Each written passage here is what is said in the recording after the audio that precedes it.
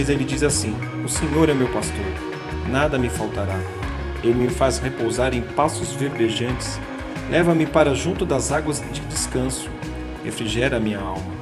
Guia-me pelas veredas da justiça por amor do seu nome. Ainda que eu ande pelo vale da sombra da morte, não temerei mal algum, porque tu estás comigo. A tua vara e teu cajado me consola. Preparas uma mesa perante mim na presença dos meus inimigos. Unge minha cabeça com óleo, e o meu cálice transborda. Certamente que a bondade e a misericórdia me seguirão todos os dias da minha vida, e habitarei na casa do Senhor para todo sempre.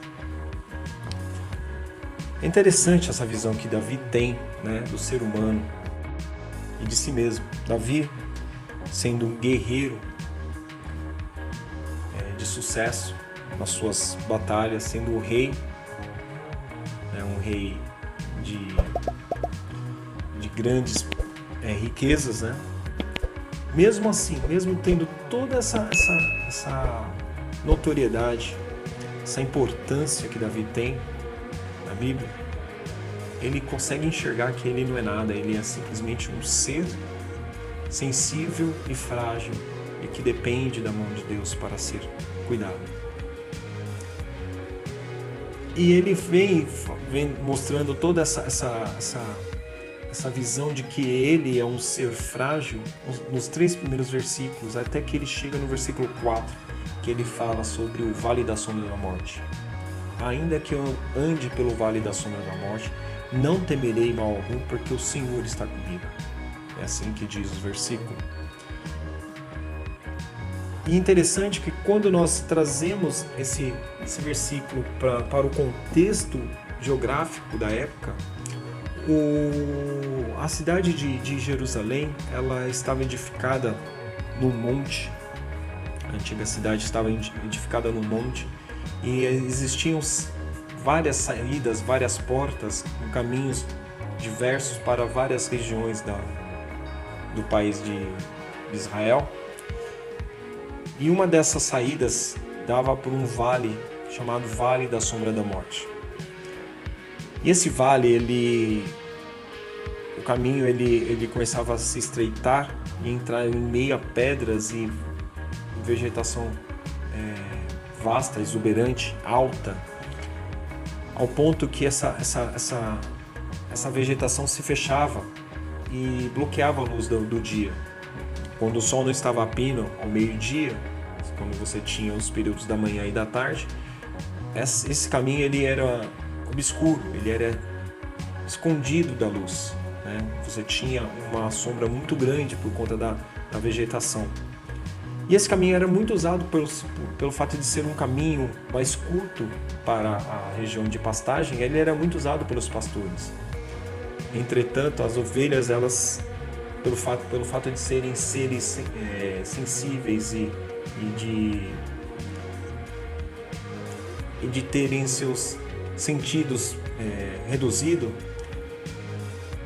ela não enxergava direito, o animal que a visão era limitada, e você consegue imaginar que pelo fato de ser um animal de visão limitada, no escuro ela ficaria muito mais limitada essa visão. Então a ovelha ela entrava em pânico. Quando passava por esse vale, por esse caminho escuro, ela entrava em pânico. E não era comum acontecer de rebanhos se dispersarem, desviarem do caminho e as ovelhas se perderem. Então o que os pastores da época faziam? Eles pegavam, iam atrás do rebanho, colocavam a ovelha experiente à frente e atrás do rebanho, e com sua voz comandava a ovelha experiente que estava à frente, e com o cajado batia nas pedras para que as outras ovelhas ouvissem o som do cajado e se acalmassem, percebendo que o seu pastor estava por perto e que nada ia acontecer. Se você continuar na leitura, você vai ver nos versículos posteriores que Davi fala: sua vara e teu cajado me consolam. E é isso, exatamente essa conotação que Davi está trazendo, que apesar dele estar passando por um vale onde a sombra da morte é presente todos os momentos do dia e o medo está ao redor, o perigo está rondando, pelo fato dele saber que Deus está com ele e que a vara de Deus e o cajado de Deus está presente para corrigir e salvá-lo dos momentos difíceis, isso trazia confiança para Davi.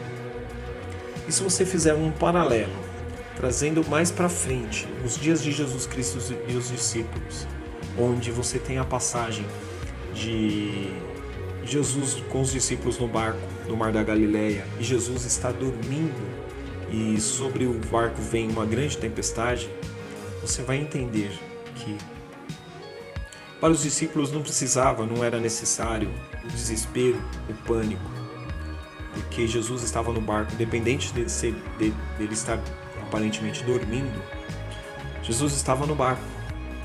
E só o fato de Jesus simplesmente estar no barco, para eles já deveria ser um motivo de fé, porque a ordem dada por Jesus aos discípulos é: vamos pegar esse barco e vamos passar para o outro lado do mar, vamos passar para a outra margem. Se Jesus deu essa ordem,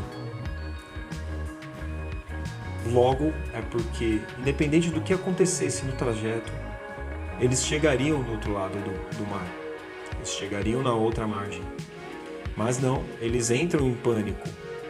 E o que os discípulos falam para Jesus: não te convém que morramos? O Senhor está dormindo? E você consegue entender nessa frase dos discípulos que eles estavam em pânico, não enxergavam que o Criador das coisas estavam com ele no barco. Eles enxergavam a tempestade, eles enxergavam a dificuldade, eles enxergavam o perigo, mas não enxergavam que o Criador das coisas, o Criador do mundo estava com ele no barco. Tanto que quando Jesus acorda e faz com que o mar se acalme e o vento pare, eles ficam admirados e perguntam: quem é este que até o mar lhe obedece? E nós hoje não sabemos que Jesus Cristo é nosso Salvador, é o nosso Redentor e que o Espírito Santo está conosco todos os dias. Temos que ter a confiança que Davi teve. Temos que ter a plena certeza de que, mesmo que a situação esteja difícil, Deus está conosco. Mesmo que as ondas se levantem e o vento sopre, Cristo está no barco conosco. Jesus está no barco conosco e nada de mal nos acontecerá. Passaremos por aflições, sim, mas Jesus Cristo disse: no mundo tereis aflições, mas tenha bom ânimo. Confie em Deus, Ele nunca vai te abandonar. Ele sempre estará com você. Independente se é vale da sombra da morte, independente se é pastagens verdejantes, independente se são águas tranquilas, Ele sempre estará com você. Fique na paz.